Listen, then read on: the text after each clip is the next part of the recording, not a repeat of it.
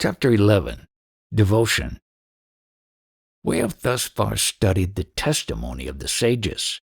From them, we understand that the direct and immediate means of winning deliverance is the quest of the real self, by turning the mind away from the world, that is, from everything that can be objectified, towards the self in the heart.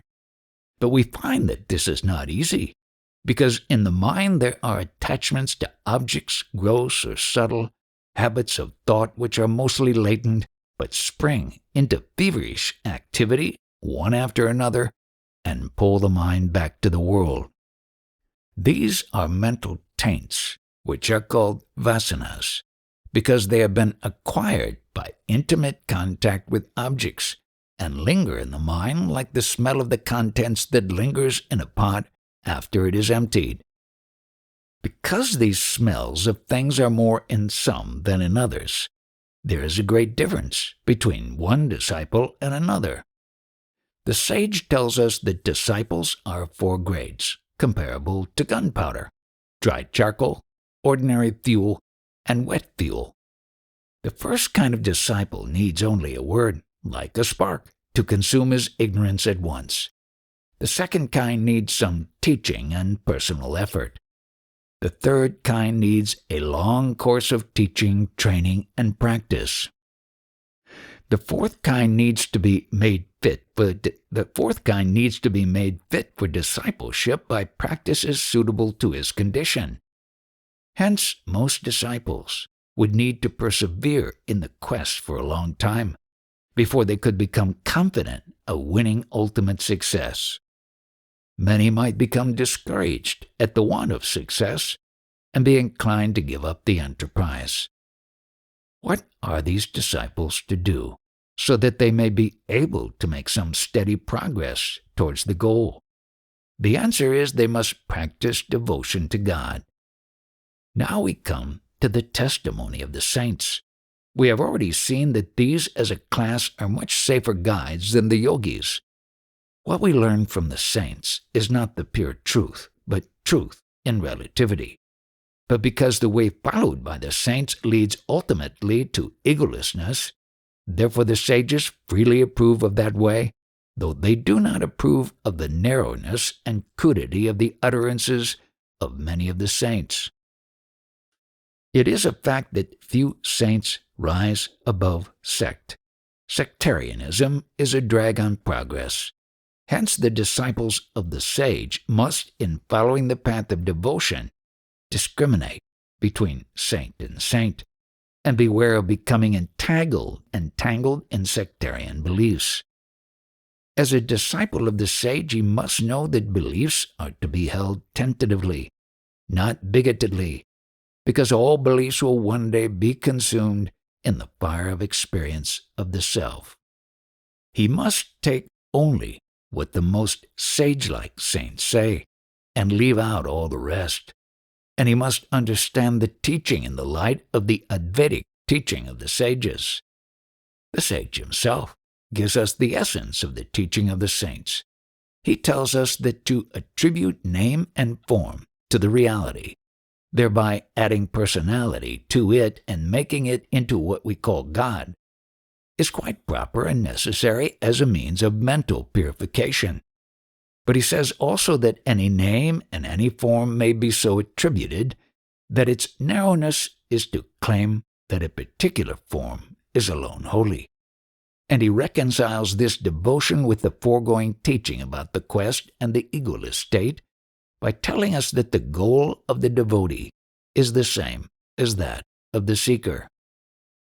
It is said of devotion in the Gita, chapter 9, that even men of evil life are benefited by it. They become good very soon and finally reach the state of unending peace, the egoless state. But as a general rule, only men of pure mind and good contact are drawn into devotion to God, because a certain degree of egolessness is implicit in devotion, and character is proportional to the degree of one's egolessness. Hence, one should devote some attention to the improvement of character. This, of course, is necessary for all. for seekers of the self as well as for devotees. As a man is, so he acts. Conversely, as a man acts, so he will become in time. The human personality attains impersonality through self-regulated expression and conduct. Hence, regulation of conduct is necessary for him that aspires to the highest good. In the ancient lore, we are told that he that would find the truth must have eschewed wrongdoing, subdued his passions, and attained mental harmony. Truth and goodness are essentially the same. The sacred book known as the Gita also lays great stress on this condition. The seeker must have what it calls the godly endowment in order to reach the goal. This includes fearlessness, clear thinking, meditativeness, readiness to give, control of the mind and body, reverence to whatever is holy, love of truth, straightforwardness, non-injury, forbearance, not telling tales, compassion, freedom from greed, gentleness, shrinking from wrongdoing, not being capricious. All this may be summed up as good character. They are the aroma of the real self that dwells in our hearts. Therefore, they make for impersonality. To them belong the persons, not they to the persons, for goodness is not a possession. It is the possessor. Rightly do all the religious emphasize goodness. A man of bad character may become a good mathematician or scientist, but only a good and pure-minded man can cherish devotion proved. There we saw that there are only two alternatives. Either all the members of the triad are unreal, or all are real. This was illustrated by the analogy of the hen. So for one that accepts the teaching that the world and soul are unreal, the whole triad is unreal. This was the argument there. But for the one that does not accept or is unable to assimilate this teaching about the world and the soul, the position is quite different. The same argument and the same analogy will lead him to the conclusion that God is real as God, and hence there is scope for devotion until he loses the ego. Besides, we are not taught that God is altogether unreal, but only that in his real nature he is not God, a person, but the real self in the heart. The following utterance of the sage will make this clear. So long as there is division, vibhakti, there must be devotion, bhakti. So long as there is separation, viyoga, there must be a method of reunion, yoga. So long as there is duality, there will also be God and devotee. In the quest of the truth, also, there is duality till the source is reached. So too it is in devotion. When God is one, there is no more duality, nor is he different even now. For God is thought in and by the self, which proves that he is really one with the self. If one that is told to have devotion to God straight away does so without further question, it is all right. He will automatically become one with God in due course. Such a one is the ripe one. But there is another kind of man who turns round and says, "There are two, God and I. Before knowing God who is far off, let me know the closer one myself." For him the quest is prescribed. Really, devotion and the quest are the same. On another occasion the sage said to someone, "God is as real as you are." There is therefore no real inconsistency between the truth of God as revealed by the sages, which is the absolute truth of his being, and the personality of God for the purposes of devotion, for the devotee dwells, at least in the beginning, in the region of relativity. However, because God is really the indwelling real self of the devotee, therefore he is the source of what is called grace.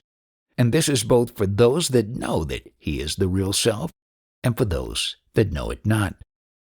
The practical implications of grace are very important. Therefore, almost all the religions lay great stress on it. If there be no such thing as grace, then deliverance would never be possible.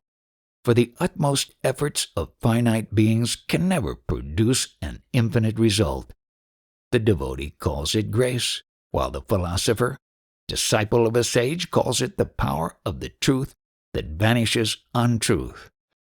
It may be mentioned that one who, not believing in God, goes through the philosophical inquiry outlined in the foregoing chapters, and is thereby convinced that the egoless state of the sages is worth attaining, but finds that he is severely handicapped by mental discords or weakness, may afterwards come to accept belief in God and begin to practice devotion to Him, so that through His grace he may win the egoless state. The point is that when one thinks one is not equal to the enterprise of finding the self, it is an enormous advantage to one if one believes in God and becomes inspired with devotion to Him.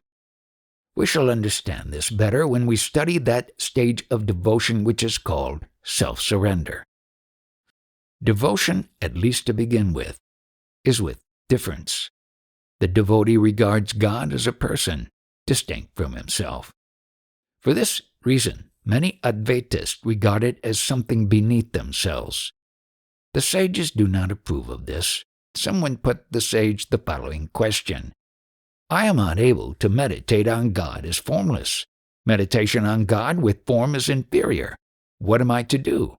The sage answered, Who told you to distinguish between higher and lower methods? If you meditate on God with form as a person, that will surely take you to the goal. We know already that personality means the same as having form. So a theoretical knowledge of the truth of non-duality, far from being a bar to devotion, is actually a great aid to it. Convinced non-dualists have been sincere and ardent devotees. Great saints have had the experience of the unity of God in the self, and that has not destroyed their devotion. On the contrary, their devotion has been intensified because whereas formerly their love was divided between two, namely their own self and God, now there remains only one, on whom all their love is lavished. Sages have composed hymns to God as if He were a person, and these hymns are intensely devotional, though they also give expression in the hymns to the truth of unity, thereby showing that there is no practical incompatibility between that truth and devotion. In fact, the unity is in the transcendental state, while devotion is in relativity. The Advaiti, or non-dualist, gives to God the whole of his love, whereas the dualist, Dvaiti, gives Him only a part. The self is the dearest of all things, as the Upanishads say, because whatever is dear to us is so for the sake of the self, not for its own sake. When the two are taken as two, then love is necessarily divided. When the two are one, the love is undivided. Hence, the sage and the Gita tell us that sages are the best of devotees. In fact, the highest praise of God, the most pleasing to Him, if we may say so, is not that He is the supreme Lord of all creation, but that He is the most beloved of all, as the self in the heart. The greatness of God as God is in relativity, in Maya, but the nature of God as the self is the absolute truth, beyond Maya. The devotee that has the Advaitic faith regards God as the consumer of the ego. This is expressed by the sage in one of his hymns as follows: O men that are ready to give up the body, having lost all desire to live, there is even here a medicine without equal, which will surely kill the false little self without taking life, if it be meditated upon even once.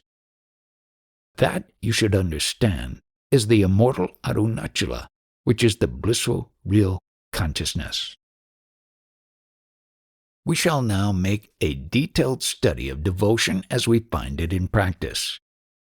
Devotion consists in the spontaneous turning of the mind to God.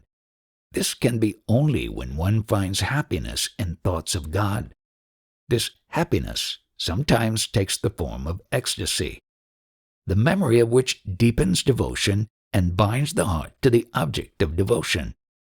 He that has once felt the ecstasy of devotion becomes thereafter a saint, and his mind gets steadily weaned from the sense objects which are the means of pleasure to common men. When thus one becomes sainted, one prays to God for more and more of devotion, as did Prahlada. Indeed, the saints regard devotion as an end in itself.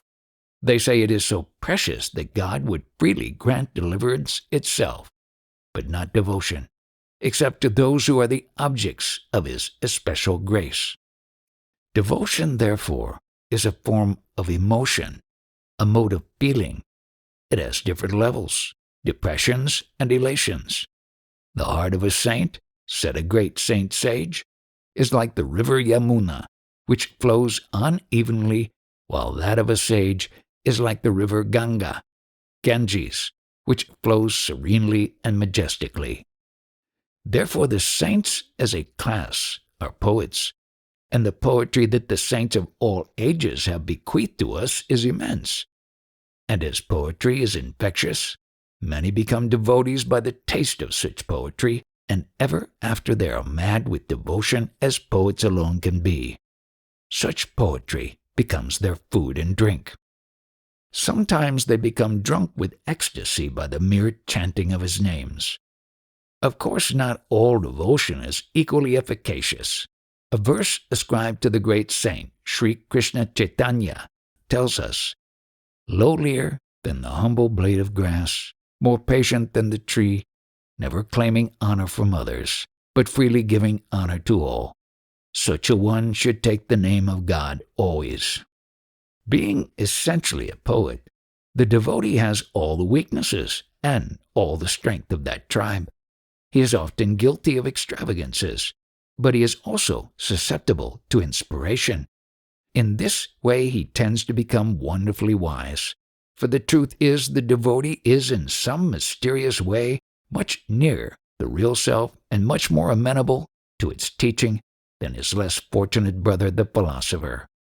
Of course there is in this a difference between the beginner in devotion and the advanced one. The latter, as a rule, outgrows the crudities and narrowness that often mar the utterances of devotees of the former kind. But it so happens that the believers cannot pick and choose between these. The result is that the religions of devotion are made up chiefly of the mistakes of the raw devotees. The fanatic usually manages to explain away the wiser intuitions of the ripe devotee. And that is how religions are distorted and tend to divide instead of uniting men. And this brings us to the chief distinction between a saint and a sage. The former has yet some ego to lose. The sage has none. Therefore the saint has a mind and holds to a creed. The sage is mindless and creedless. The saint may become a persecutor for his religion. The sage never. It is also possible for a sage to suffer a fall from grace which would postpone his winning of deliverance. Of course, the sage may also be a saint, and there have been and may be saints who are sage-like in their catholicity and freedom from fanatic zeal. The fact is, the devotee does not need to have a clear-cut creed. It would be good for all concerned if the devotee did not bind himself to definite beliefs, for beliefs must change from time to time as the mind becomes more refined. An elastic creed would be harmless, but such a creed cannot be devised by devotees. They must go to a sage for that. The reason is that devotion is poetic and blunders disastrously when it sets its hand to prose. The sage can be a saint, but it is hard for the saint to be also a sage. For in the egoless state is the potentiality of all that is good and great, and he that still retains the ego is necessarily imperfect. Devotion in some cases matures into the mystic mood of love, which is little distinguishable from the egoless state. We can learn a good deal on this subject from the literature of Sri Ramakrishna, as also from the poetry of devotion that has come down to us. The sage of Arunachala hints at the very slight difference there is between the ripe saint and the sage. He says, "That which dwells in the hearts of one and all as pure awareness is the one self. So when the heart melts in love and the cave of the heart where he shines is reached, then the eye of awareness opens and he is realized as the real self. When love is perfect, then the saint becomes a sage." Devotion must differ in its modes according to the mental level of the devotees. Two distinct grades of devotion are mentioned by the sage of Arunachala and in ancient lore. Crude minds cannot grasp even theoretically the teaching that ultimately God is to be realized as the real self. They have devotion to God with a sense of being different from God and subject to Him. For them, God is the universal master whom they are to serve faithfully and thereby win His grace. Their idea of God being anthropomorphic, they think of Him as a very superior kind of man.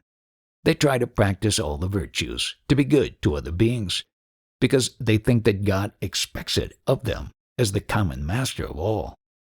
Naturally, this devotion is selfish. The devotee looks forward to a personal reward. The eternal continuance of his individuality he takes for granted.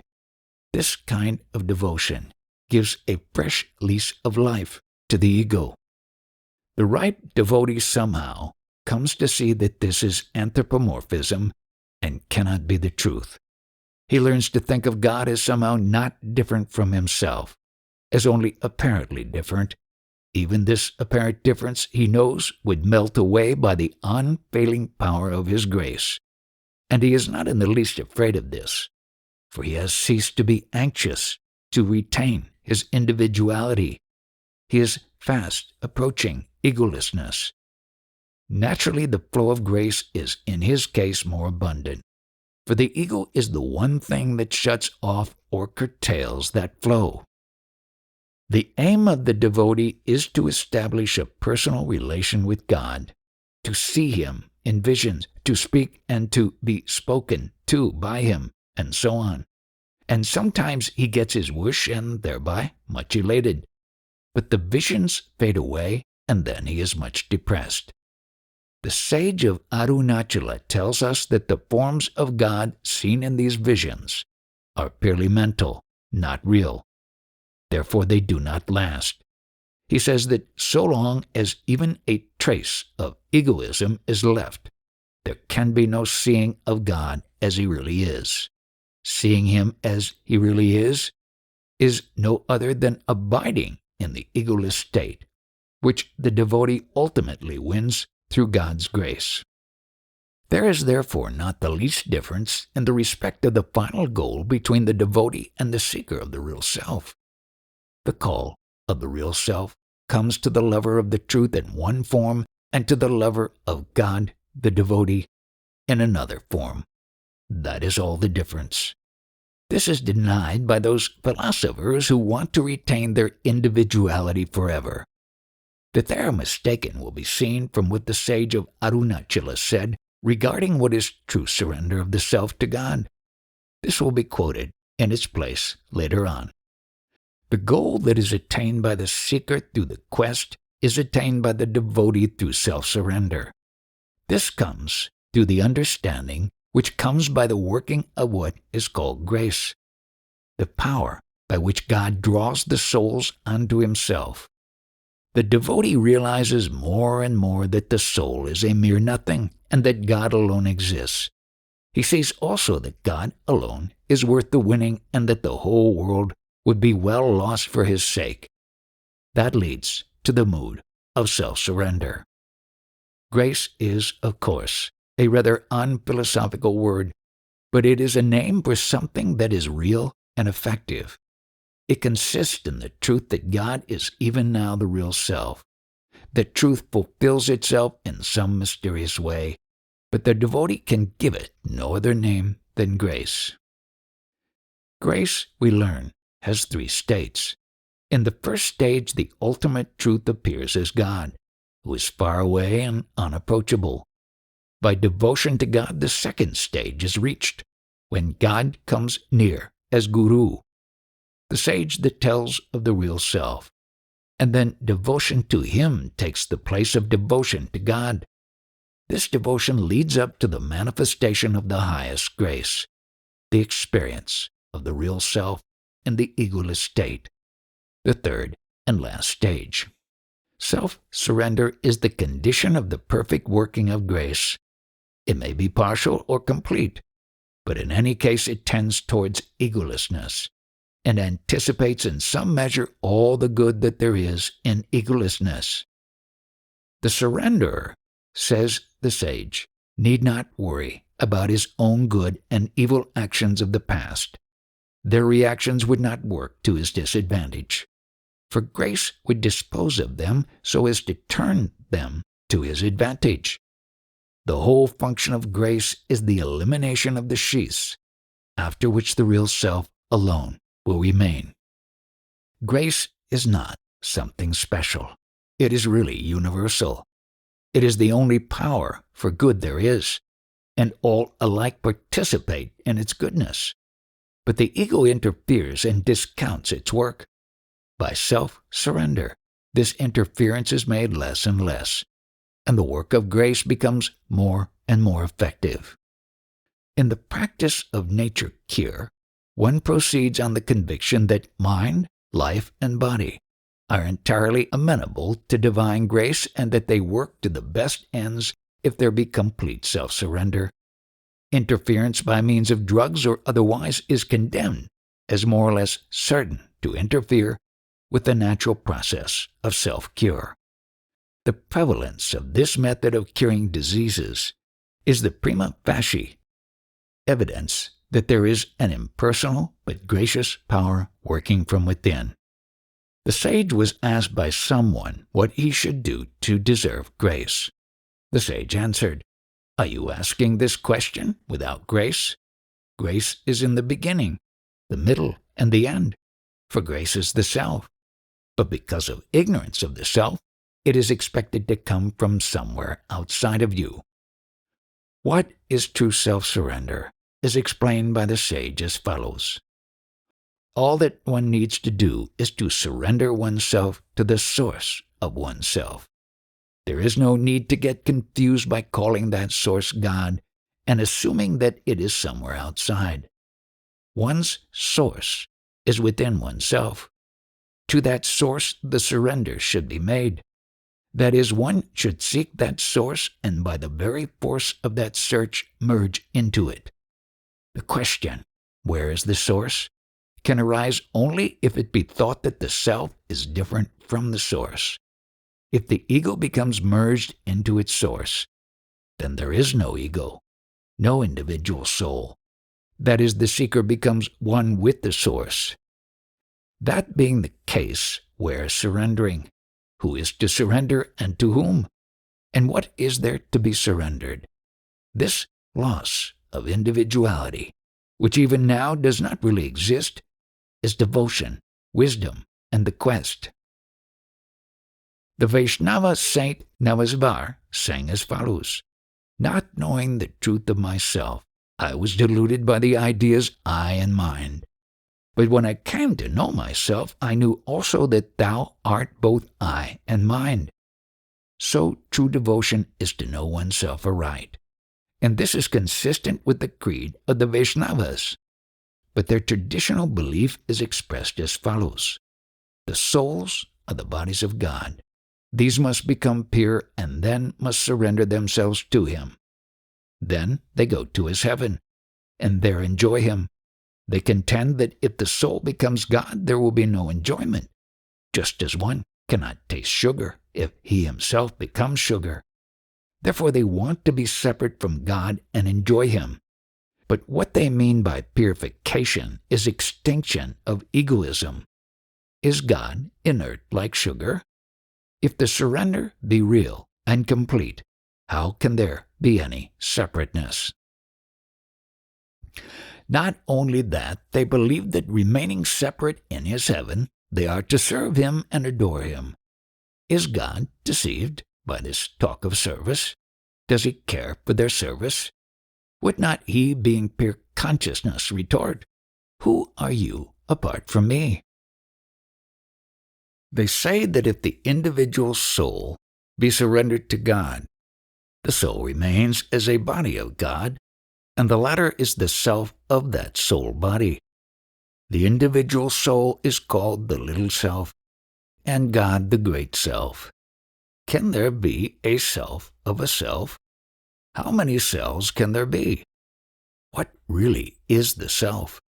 That alone is the self which remains over after the elimination of all that is not the self, the body, the mind, and so on. Whatever is eliminated in this process is not self. If it be said that in this process the remainder is the little self, and that God is the self of that little self, it only means that the process of elimination has not been carried out to the very end as it should be. If it be so carried out, then it will be seen that the little self is not the true self. That great self is alone the true self. The remainder in the completed process is the great self. It follows that they have got hold of something else and not the real self. All this confusion is due to the many meanings of the word Atma, which means the self. It means the body, the senses, the vital force, the mind, the fancy, the hypothetical little self, and the real great self. Thus it is possible to describe the little self as the body of the great self. But the verse of the Gita, "I am the self residing in the hearts of all," makes it clear that God is himself the real self in all. It is not there said that he is the self of the self. To think of yourself as something separate from the source, namely God, is itself theft. For by this you appropriate what belongs to God. If you want to remain separate even after being made pure and to enjoy God, it is wholesale theft. Does he not know all this? From all this we can understand that he that wants to retain his separateness as an individual cannot make a real self-surrender. His is a surrender with a reservation, and a very big one at that. A practical hint about the true nature of self-surrender was given by the sage to a young man who came to him in a disordered state of mind. He believed that he had had a vision of God, in which he was promised great things if he surrendered himself. He said that he had done so, but that God failed to carry out his promise, and he demanded of the sage, "Show me God, and I shall chop off his head, or let him chop off my head." The sage asked someone to read from a Tamil commentary on his own writings, and then made this remark, "If the surrender be real, then who is there remaining able to question God's doing?" The young man's eyes were opened. He acknowledged that it was his own mistake and went away pacified. Self-surrender must be without reservations and without conditions. There is no room in it for bargaining. The common notion of self-surrender, that it is a gift of oneself to God, is declared by the sage to be a mistaken one. He says, "The offering of oneself to God is similar to the offering to a Ganesh figure made of jaggery, of a portion of jaggery taken from the figure itself, for there is no individual self apart from him."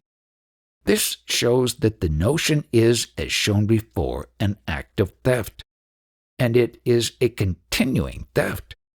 What is really meant by the term self-surrender is just the cessation of this theft, by the recognition by the devotee that he himself has no separate existence.